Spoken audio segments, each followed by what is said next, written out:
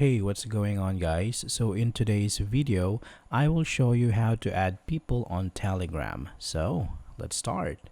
So first, let's go ahead and open up Telegram.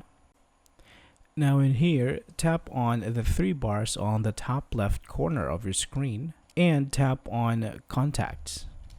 Now from here, tap on the plus icon on the bottom right corner.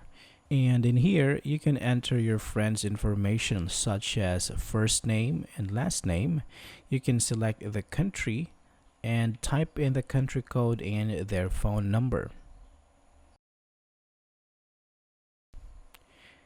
After that, if your friend doesn't have Telegram, you can also invite them by tapping on invite.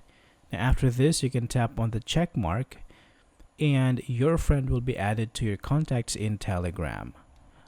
Alright, so that would be all for this video guys. Thank you for watching and I will see you on the next one.